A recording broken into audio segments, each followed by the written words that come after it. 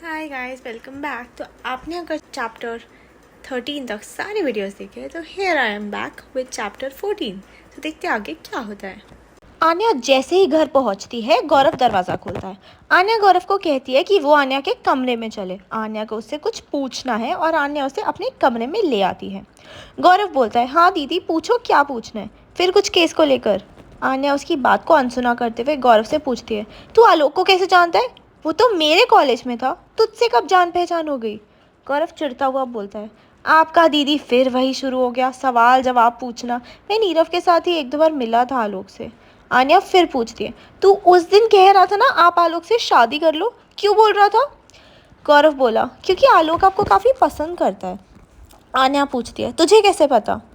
इस पर गौरव जवाब देता है, मुझे क्या, वो तो मम्मी पापा को भी पता है। जब आप ट्रेनिंग के लिए बाहर थे तब वो घर आया था और मम्मी पापा से आपकी और उसकी शादी की बात कर रहा था। लेकिन तब हम लोगों ने ही मना कर दिया था, क्योंकि तब आपका ध्यान आपके करियर पर था और हम में से भी कोई नहीं चाहता था उस समय आपका ध्यान कहीं और भटके। इस पर आन्या बोलती है, लेकिन वो तो काफ़ी पुरानी बात हो गई ना, तुझे अभी कुछ दिन पहले ही क्यों याद आया? गौरव बोला, अरे दीदी उसके बाद भी उसने मुझे कई बार फ़ोन किया और कहा कि अपनी दीदी को मना लो इस रिश्ते के लिए।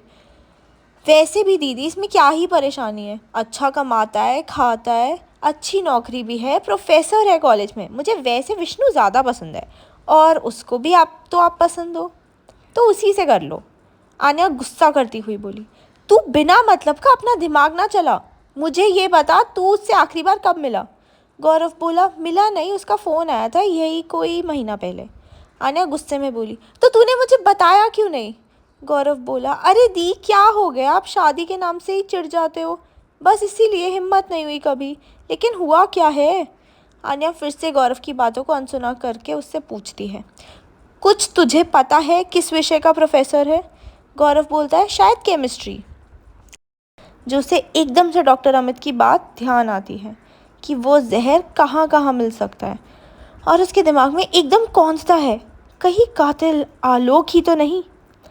गौरव भी हैरान होकर आन्या से पूछता है, हुआ क्या है आखिर, क्यों पूछ रहे हो दीदी ये सब? आन्या गौरव को सब बताती है जो डॉक्टर अमित ने उसे बताया था। गौरव भी ये सब सुनकर हैरान हो जाता है। गौरव शर्मिंदा होता हुआ बोलता है, दीदी मुझे नहीं पता था कि उसके दिमाग में ऐसा कुछ चल रहा है। आन्या इस पर बोलती है, तू बेकार का परेशान मत हो, इसमें तेरा कोई कसूर नहीं है और अभी उस पर सिर्फ शक है, ये इत्तेफाक भी हो सकता है। आन्या पुलिस थाने पहुंचती है। थोड़ी देर में ही आलोक भी आ जाता है। उससे पूछताछ के लिए विष्णु ने बुलाया था। आन्या और विष्णु ने निर्णय लिया, पूछताछ विष्णु ही करेगा। विष्णु और आलोक टेबल के आमने सामने बैठते हैं। विष्णु आलोक को बोलता है, आलोक तुम पढ़े लिखे आदमी हो, मैं नहीं चाहता कि तुम्हारे साथ मैं किसी तरह की भी बदतमीज़ी करूं। अपने आप ही बता दो नीरव को क्यों मारा? आलोक एकदम घबराहट के साथ बोलता है, आप ऐसा कैसे बोल सकते हैं? मैं और कातिल? मैंने अपनी पूरी ज़िंदगी में कभी एक मच्छर नहीं मारा और आप बोल रहे हैं मैंने एक आदमी को मार दिया, वो भी उस आदमी को जो कभी मेरा दोस्त था। विष्णु इस पर आलोक को बोलता है, आप दोस्ती का मतलब जानते भी है? अपने दोस्त के प्यार पर ही नज़र थी आपकी। आलोक कहता है, नज़र थी मतलब? उससे प्यार करता हूँ, शादी करना चाहता हूँ, ऐसे ओछे शब्दों का इस्तेमाल करके आप मुझे जलील मत करो। विष्णु इस पर बोलता है, आप चाहे शब्दों पर जितनी भी चाशनी लगा के बोल लो, पर असलियत ये है, नीरव की ज़िंदगी में आन्या का होना आपको पसंद नहीं था, बर्दाश्त नहीं था आपको दोनों का प्यार, फिर आप बातें करते हैं दोस्ती की। आलोक इस पर बोलता है, कैसा प्यार? आन्या को जब कॉलेज में पहली बार ही देखा था ना मैंने, तभी आन्या मुझे बहुत भा गई थी और सोचा था आन्या को समय आने पर बता दूंगा। लेकिन आन्या को तो जैसे बहुत जल्दी थी किसी के साथ भी बंध जाने की। आन्या और नीरव इतना जल्दी एक दूसरे के करीब आ गए कि मुझे कभी मौका ही नहीं मिला आन्या को बोलने का, उसे बताने का कि मैं भी उसे पसंद करता हूँ। नीरव के लिए लड़कियों से फ्लर्ट करना, उन्हें पटाना आम बात थी। मैंने उसे कहा भी था, यार आन्या को छोड़ दे, मैं आन्या को पसंद करता हूँ। लेकिन जब उसने मुझे कहा कि वो आन्या को लेकर गंभीर है और उसे सच में प्यार करता है, मैं पीछे हट गया। इतना कि मैंने आन्या से कभी बात भी नहीं की। लेकिन फिर क्या हुआ? उसने आन्या के साथ क्या किया? उसके बाद भी मैं तो आन्या के माँ पिता से आन्या और मेरी शादी की बात ही करने गया था। उन्होंने मना कर दिया। इन सब बातों में मैं कातिल कैसे हो गया? विष्णु बोला। अच्छा, जो सबसे ज़रूरी बात है वो नहीं बोलोगे? ये बताओ, उसकी दुकान पर क्यों जाते थे? तुम्हारी और नीरव की किस बात पर बहस हुई थी? क्या तुम्हें नीरव दुकान से निकाल रहा था? कोई जवाब है? आलोक इस पर बोलता है, मैं कह चुका हूँ, मैंने उसको नहीं मारा। मैं उस दिन भी उसे यही बताने गया था कि मैं अभी भी आन्या से प्यार करता हूँ, तो मेरी मदद कर दे उसको मनाने में। बस उसी बात पर बहस हो गई और उसने मुझे बहुत उल्टा सीधा बोला और कहा कि मैं कभी भी आन्या के लायक नहीं था। नीरव कौन था यह निर्णय लेने वाला? कौन किसके लायक है और कौन नहीं? वो खुद किसी के लायक था क्या? जो हरकतें उसने आन्या के साथ की ना, उसके बाद भी वो मुझे यह पूछ रहा था। विष्णु आलोक की आंखों में देखता हुआ उसको बोलता है, तभी मार दिया उसको? विष्णु आलोक को कहता है, अब कहानियाँ बहुत हो गई, बस अब सच बता दे। अपने आप मान लोगे तो थोड़ा हमारी भी मेहनत कम लगेगी और तुम्हारे लिए तो अच्छा है ही।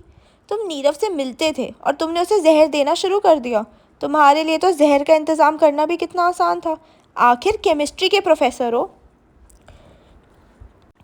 आलोक इस पर एकदम हंसता हुआ बोला, आपको जो लगता है आप मेरे साथ कर लो।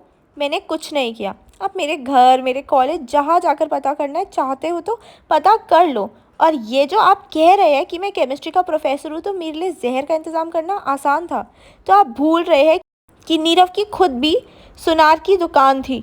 वहाँ तो बहुत सारी ऐसी धातुएं इस्तेमाल होती है, गहने बनने में, पॉलिश होने में, पानी चढ़ाने में। तो उस हिसाब से तो उसके घर वालों को, उसके दुकान के नौकरों को, सबको उसे मारना और भी आसान था।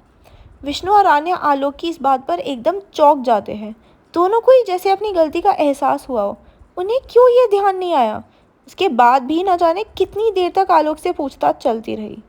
आन्या जो आलोक को लाइव में देख रही थी, उसको आलोक के हाव भाव, उसकी निडरता देखकर लग नहीं रहा था कि अगर उसने कत्ल किया भी होगा तो वो जल्दी कबूल करेगा। आन्या ने विष्णु को दूसरे कमरे में बुलाकर कहा, अभी के लिए इसको छोड़ देते हैं, बाकी इसकी चौकसी के लिए कांस्टेबल लगा दो इसके पीछे। अगले कुछ दिन तफ्तीश बहुत तेज़ी से चलती है। आलोक के बारे में उसके घर, कॉलेज, उसके आसपास सब जगह से पता किया गया। दुकान में लगे सीसीटीवी, आसपास के सीसीटीवी सब खंगाले गए। कभी भी कुछ ऐसा नहीं मिला जिसमें आलोक के खिलाफ सबूत मिले। दुकान के कर्मचारियों, आसपास के लोगों ने भी आलोक को कभी नहीं देखा था। उससे बार बार पूछने पर भी वो अपनी बात पर अड़ा रहा कि उसने कुछ नहीं किया। साथ ही घर पर भी पूछताछ जारी थी। घर में लगे सभी नौकरों से पूछताछ जारी थी। दुकान में भी कर्मचारियों से बहुत कोशिश हुई कि कुछ बात निकले। सबके फ़ोन रिकॉर्डिंग निकलवाई गई, लेकिन कहीं कुछ भी नहीं मिल पा रहा था। रोहन और विशाल से भी फिर से पूछताछ की गई, लेकिन वहाँ भी नाकामयाबी ही हाथ लगी। ऐसा लग रहा था जैसे गुनाहगार तमाशा देख रहा था और आन्या और विष्णु बस बेबस हुए इंतज़ार कर रहे थे किसी सबूत का। और फिर एक दिन जांच के दौरान कुछ ऐसा हुआ कि सारी जांच का जैसे रुख ही मुड़ गया। अगर आप भी जानना चाहते कि इस कहानी में आगे क्या होगा तो देखते रहिए मेरे साथ अगला एपिसोड। तब तक के लिए मैं लेती हूँ आपसे विदा।